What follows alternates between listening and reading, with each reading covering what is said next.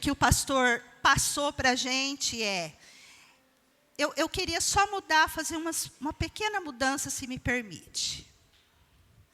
Deixa para trás aquilo que Deus te mandou deixar para trás.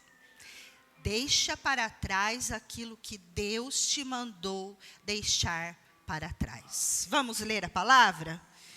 Palavra de Deus lá em Êxodo, capítulo 15,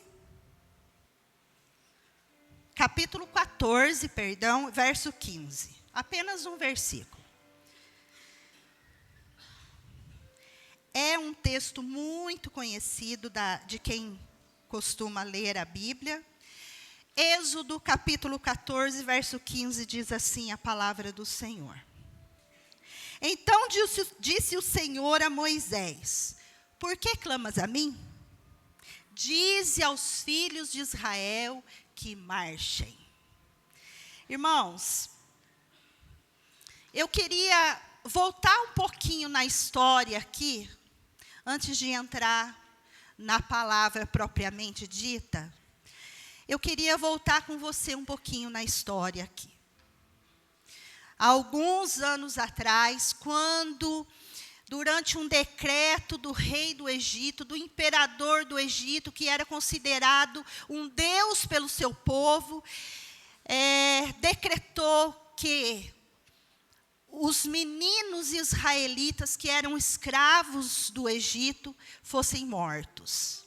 Todos os meninos homens que nascessem deveriam ser mortos. Mas a história bíblica nos diz que havia uma mulher da tribo de Levi, Joquebede, que ela olha seu bebê e o bebê a Bíblia diz que era um lindo menino, uma linda criança. E aquela mulher não quis matar o seu filho. Ela escondeu aquela criança. Ela esconde a criança por 3 meses, mas todo mundo que é mãe aqui, é pai, sabe que depois dos 3 meses, já é difícil esconder uma criança por 3 meses. Mas depois a criança vai crescendo, fica praticamente impossível. E aquela mãe, usando de sabedoria, direcionada pelo Senhor, porque tudo tem um propósito dentro da nossa vida. Tudo tem um propósito dentro da sua vida, viu? Tudo tem um propósito de Deus na sua vida. E aquela mulher, vendo que não podia mais esconder o seu filho, ela faz um cesto, ela betuma aquele cesto, ela coloca aquela criança no cesto e coloca nos juncos do rio Nilo. Porque ela sabia que ali perto, a filha de Faraó se banhava todos os dias. E foi o que aconteceu. Ela colocou a criança ali e aquela moça foi banhar-se. E ela viu aquela cesta e pediu para uma das suas escravas pegar para ver o que tinha dentro daquela cesta. E era aquela linda criança. E ela falou, é um hebreu, uma criança dos hebreus. E ela se encantou pela criança e decidiu criar a criança. E põe o nome naquela criança de Moisés.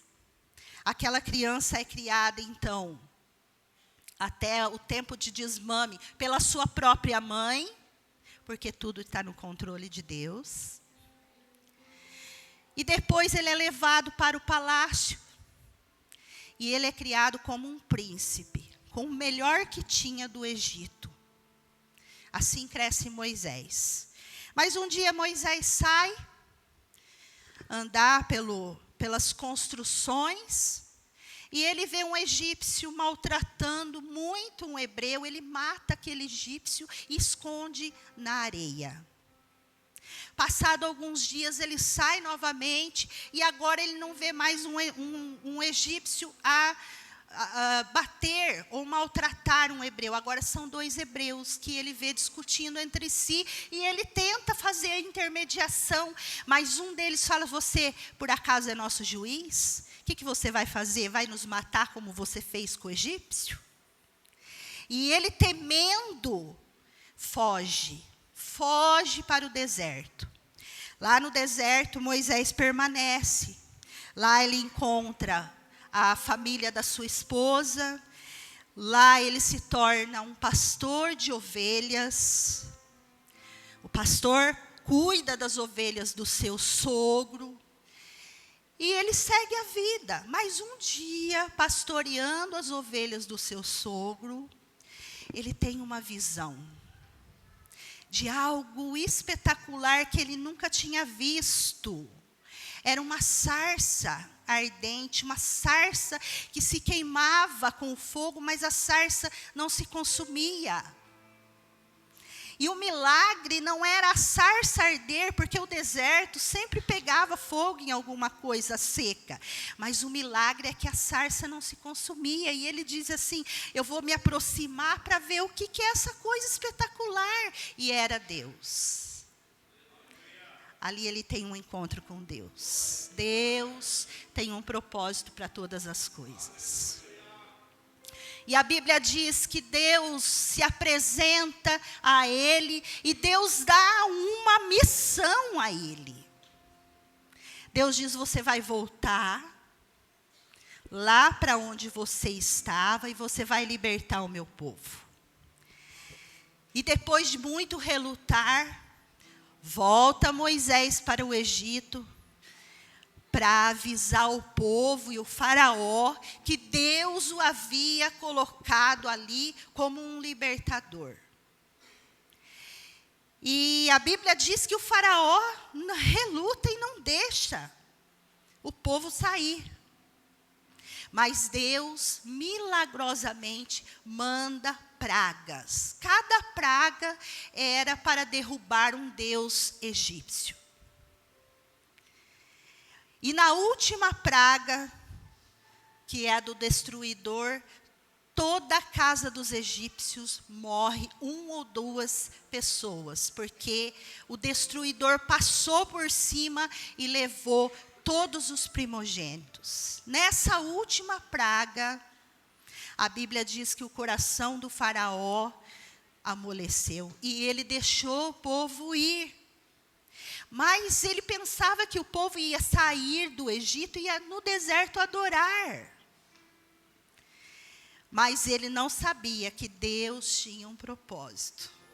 Deus tem um propósito para todas as coisas. E a Bíblia diz que eles saíram. 600.000 homens saíram do Egito. E caminharam no deserto. E a Bíblia nos relata que durante o dia, a presença de Deus ia na forma de uma nuvem. E durante a noite, a presença de Deus ia numa coluna de fogo. Porque você sabe que no deserto, 40, 50 graus. Então, durante o dia é muito difícil. Mas à noite no deserto é um gelo. Às vezes a temperatura fica menos 0 graus. Deus tem um propósito para todas as coisas. E a Bíblia diz que o faraó, percebendo que o povo não foi adorar coisíssima nenhuma, o povo foi embora. Ele cai em si. E ele junta os seus exércitos e ele vai atrás do povo. Vamos recuperar esse povo aí. E o ponto que nós paramos aqui é onde eles estão na frente do mar. Todo mundo sabe a história. Todas as crianças sabem a história. Então, eles estavam à frente do mar, e quando eles olham para trás, os egípcios, o exército egípcio, vindo com fúria. E agora, eu gostaria com você, de analisar a reação desse povo, dentro do tema que o pastor nos deu. A Bíblia diz que quando o povo viu os egípcios, e o povo olhou para o mar, não tinha saída. A Bíblia diz que eles ficaram com muito medo. Meus irmãos, o medo é algo natural.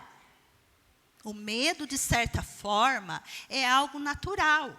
Todos nós temos medo. Todo cristão tem medo. Todo ser humano tem medo. Em um momento da vida, nós vamos sentir medo. De repente, alguém recebe um diagnóstico difícil, duro. A primeira coisa que ele sente é medo. E não adianta, Débora, a gente falar que não tem medo, porque a gente tem. E o medo, muitas vezes, se ele for controlado, é algo bom. Porque muitas vezes o medo impede que algo ruim aconteça com a gente. Mas quando o medo extrapola, quando o medo passa do limite, aí é complicado, pastor. Porque o medo, quando ele passa do limite, ele cega a fé. E ele apaga a confiança. Fé e confiança devem andar juntos na vida cristã, irmãos. Mas quando você tem medo além do limite, o medo cega a tua fé. O medo apaga a tua confiança. Era isso que estava acontecendo com o povo de Israel.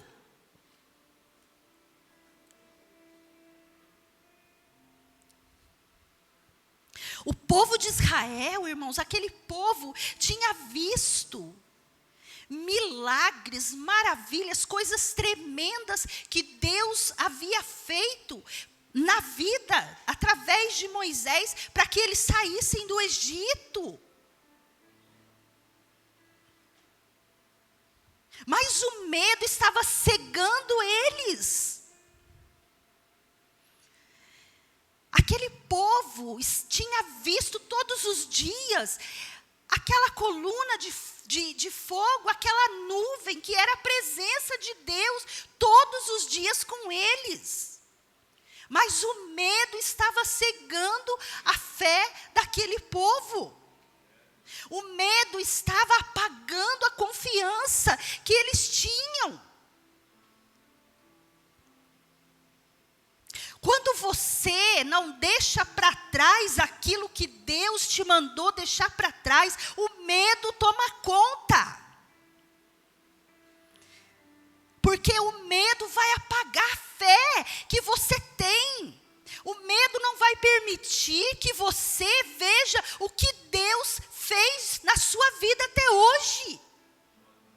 Olha para trás, igreja do Senhor. Olha para trás, irmã. Olha para trás, irmão, o que Deus fez na sua vida. Olha quem você era. Olha onde você está hoje.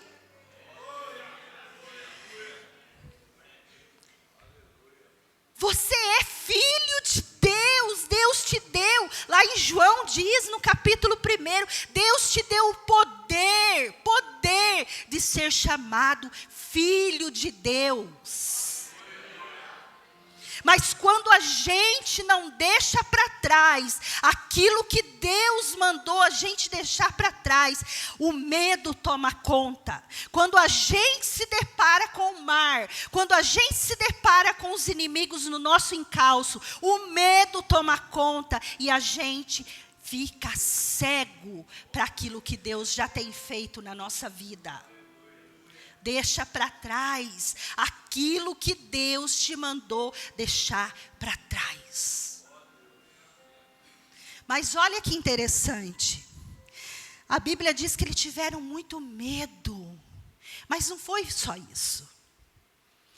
A Bíblia diz que eles foram até Moisés e disseram assim para Moisés: por acaso você sabia que não tinha sepulcro no Egito? Você sabia que lá não tinha sepulcro? E você nos trouxe para ser enterrados aqui nesse deserto? Nós te falamos que não queríamos sair de lá. Aquele povo que tinha visto sinais miraculosos, água sendo transformada em sangue.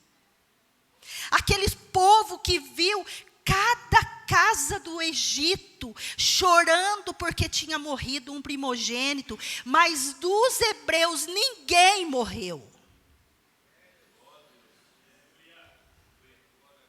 Aquele povo havia se esquecido do chicote.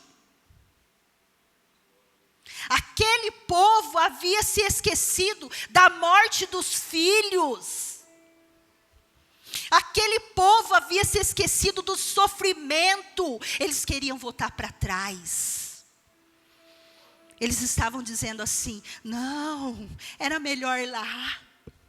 Era melhor lá. Olha aí, nós vamos morrer. Nós estamos cercados. Era melhor lá.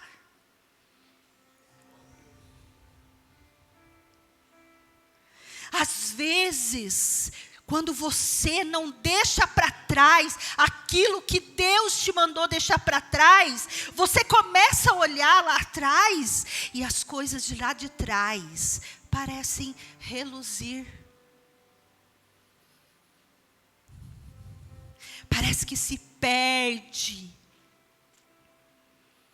tudo aquilo que Deus fez.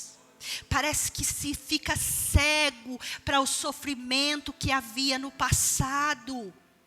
Hoje o Senhor me trouxe aqui, porque nós não estamos aqui aleatoriamente, irmãos. Há um propósito para tudo. Há um propósito na minha vida para estar aqui nessa noite. E eu não posso deixar de falar o que Deus colocou no meu coração para ser dito. Será que você se esqueceu de tudo o que você sofreu no seu passado? Será que você se esqueceu das suas lágrimas? Será que você se esqueceu do sofrimento? Será que você se esqueceu de quantas vezes você clamou a Deus? Deixa para trás aquilo que Deus te mandou deixar para trás. Deixa para trás. Mas olha que interessante.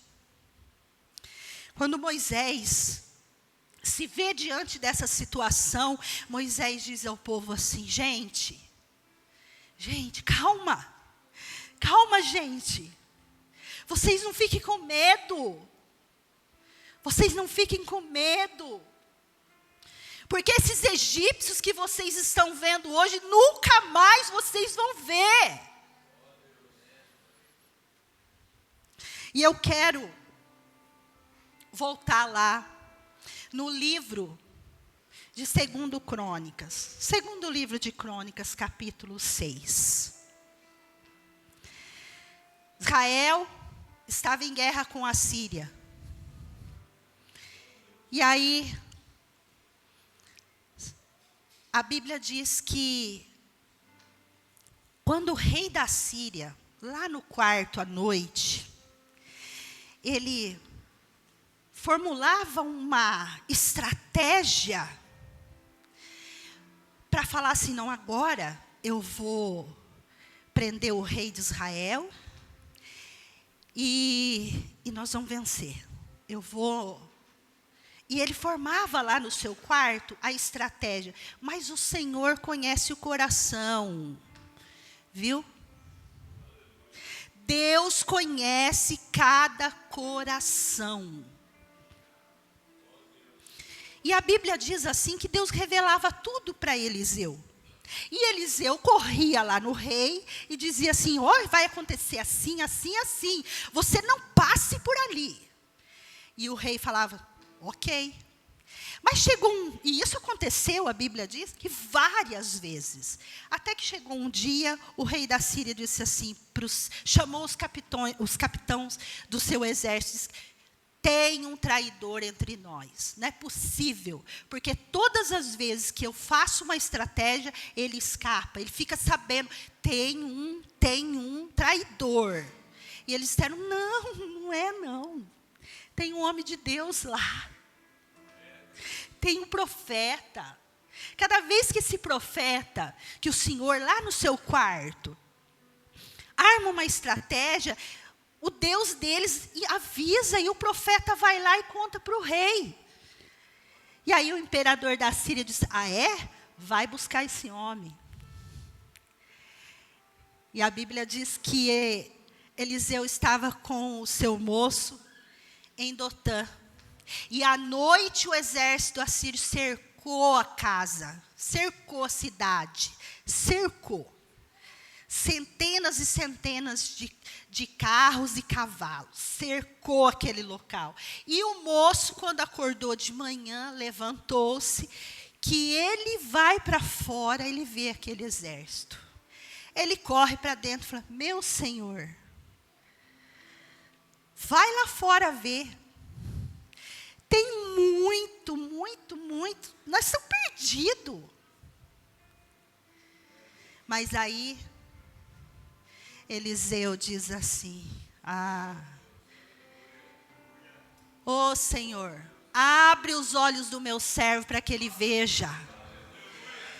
E a Bíblia diz assim, que aquele moço olhou de novo, e em volta da casa tinha centenas e centenas de cavalos e carros de fogo.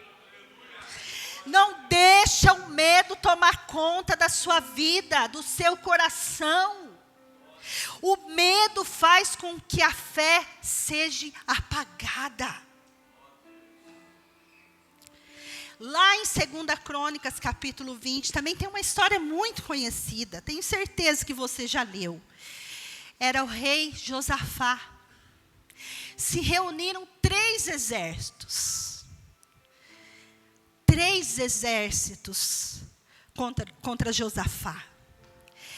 E foram avisar Josafá. Ó, é uma coisa impressionante.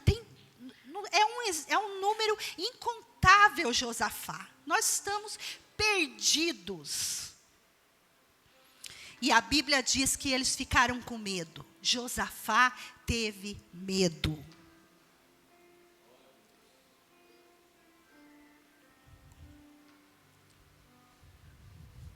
Mas Josafá faz uma oração. Josafá se coloca diante de Deus, faz uma simples oração. Uma simples oração. Mas no final da oração, Josafá diz assim: Senhor, nós não sabemos o que vamos fazer. Nós não sabemos o que vamos fazer. Porém, os nossos olhos estão postos em Ti. Aleluia. E a Bíblia diz que Deus responde no mesmo momento. No mesmo momento Deus responde. E Deus diz a ele assim: não temas. Essa batalha não é sua. Essa batalha não é de vocês. Essa batalha é minha. E tem mais, nessa batalha vocês não vão batalhar, eu vou batalhar. Aleluia.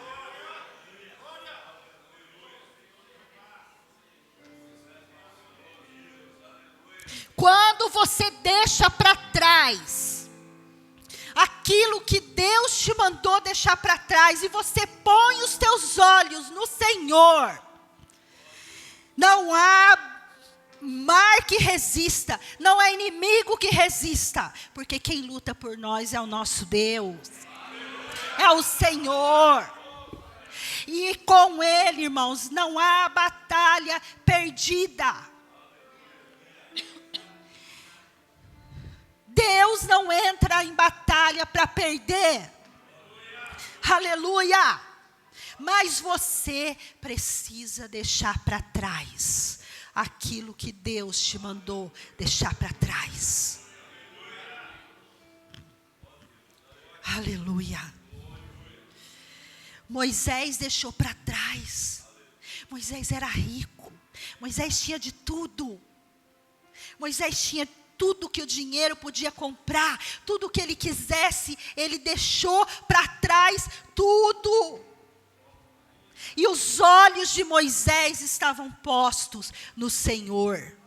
Note que foi as mesmas palavras. Vocês não temam, gente. Esses inimigos, esses egípcios que vocês estão vendo hoje, nunca mais vocês vão ver, porque os olhos de Moisés estavam postos no Senhor. Deixa para trás aquilo que Deus te mandou deixar para trás e ponha os olhos no Senhor. Porque quando a gente põe os olhos no Senhor, tudo mais perde o brilho, pastor. Todas as outras coisas perdem o brilho. Quando a gente vai para capítulo 19 de Lucas, a gente se depara com a história muito conhecida de Zaqueu. Zaqueu era um corrupto, era um homem odiado pela sua nação, talvez pela sua família, pelas pessoas que o cercavam. Zaqueu era odiado porque ele era ladrão, ele era corrupto, ele era tudo de ruim que uma pessoa pode ter. Mas a Bíblia diz que um dia Jesus ia passando aonde Zaqueu morava e ele sentiu assim uma curiosidade de saber quem era esse Jesus. E a Bíblia diz que ele foi. Subiu uma figueira, como todos vocês sabem. Zaqueu tinha um plano de só ver Jesus. Mas Jesus tinha outros planos para Zaqueu. Porque Deus tem um propósito para todas as coisas. Há um propósito. E a Bíblia diz que Jesus para debaixo daquela figueira, e Zaqueu desce com alegria e recebe Jesus em casa. Com alegria.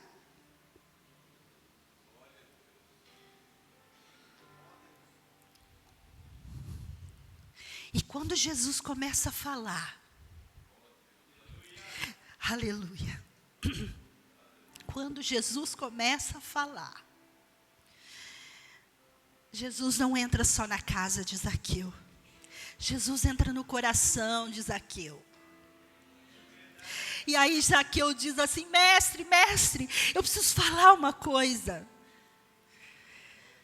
Os olhos de Zaqueu tinham saído das coisas materiais. Estavam em Cristo. Porque ele diz assim: eu preciso falar.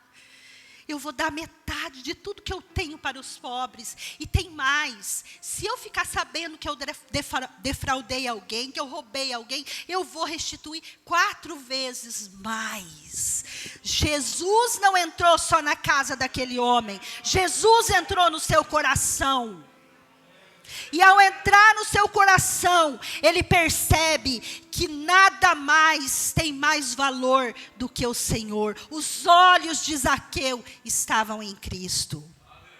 Deixa para trás aquilo que Deus te mandou deixar para trás. E coloque os teus olhos em Cristo. Põe os teus olhos no Senhor.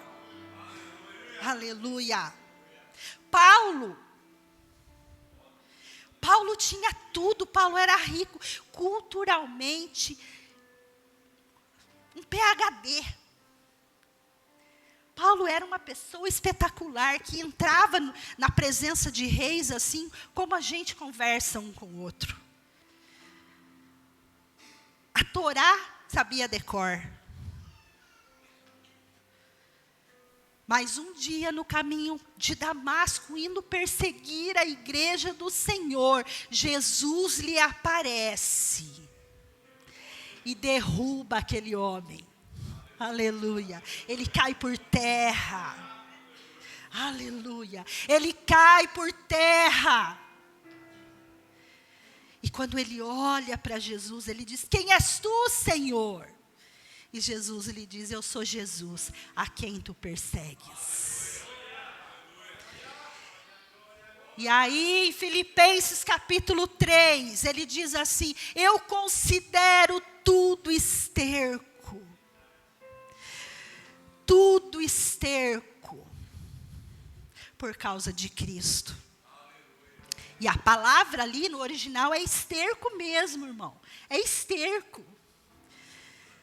Ele olha para tudo que ele tinha, para o conhecimento, para o dinheiro que ele tinha, para tudo, e ele diz assim: não vale nada, não vale nada, tudo perdeu o brilho. Quando eu olho para o meu Senhor, tudo perde o brilho.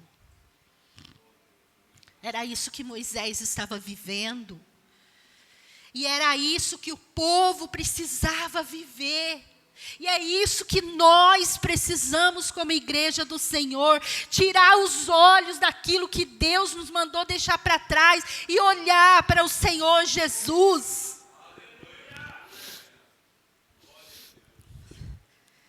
Até aqui, os israelitas falam, Moisés fala, mas agora é Deus quem fala.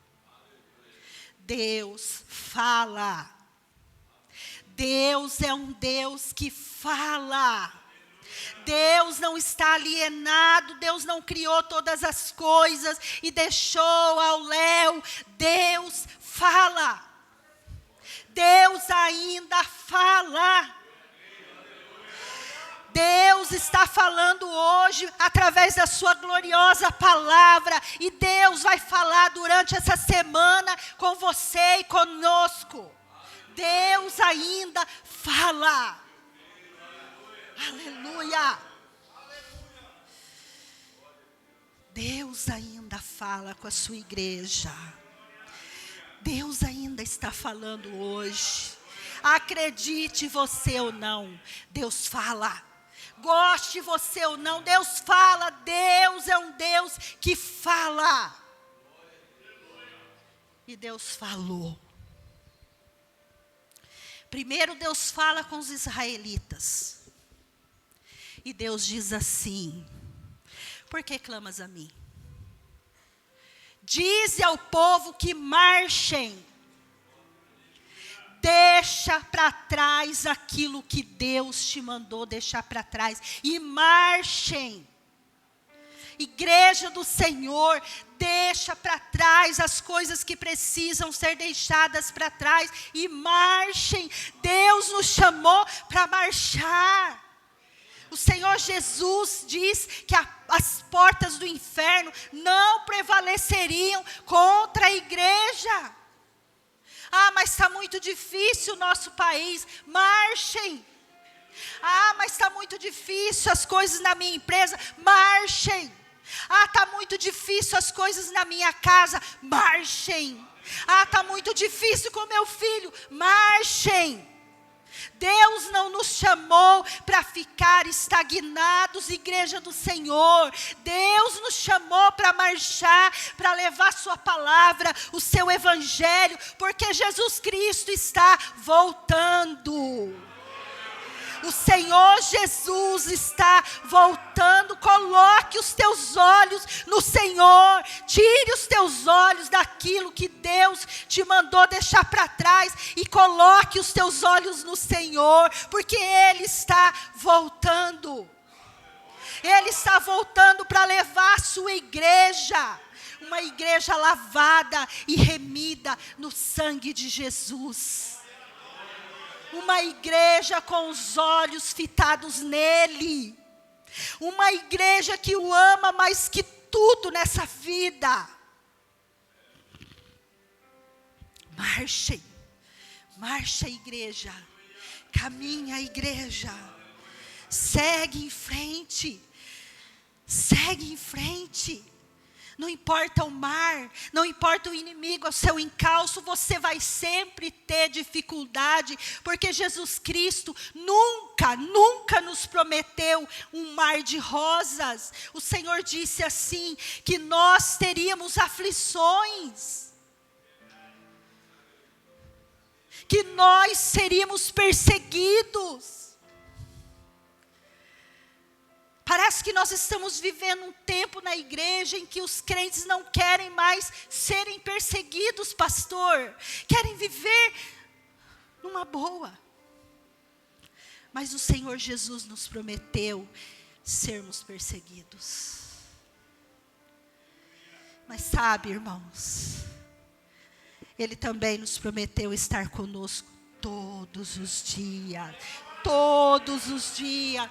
todos os dias, até a consumação dos séculos. Todos os dias o Senhor está com você.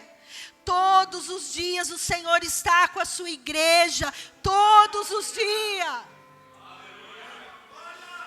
Aleluia. Mas o Senhor fala com Moisés também. Porque, meu irmão, aquele que é fiel ao Senhor, aquele que está com os olhos postos nele, também sofre. Também enfrenta mar. Também tem inimigo no encalço. Também. Mas olha o que Deus diz para Moisés. Moisés, o que você tem na mão, Moisés? Toma o teu cajado, Moisés. Fende esse mar, Moisés, que esse mar vai abrir. Aleluia. O que, meu irmão, que você tem na mão? O que, Moisés, que você tem na mão? Olha para a sua mão. Hoje nós não temos um cajado de Moisés, que às vezes a gente ouve, vê aí nos vídeos da internet aí, das redes sociais. Nós temos muito mais que um cajado. Hoje nós temos, meus amados, nós temos a gloriosa, preciosa palavra de Deus na nossa mão. O que você tem na sua mão, Moisés? Você tem a palavra que transforma, a palavra que liberta, ela está nas tuas mãos.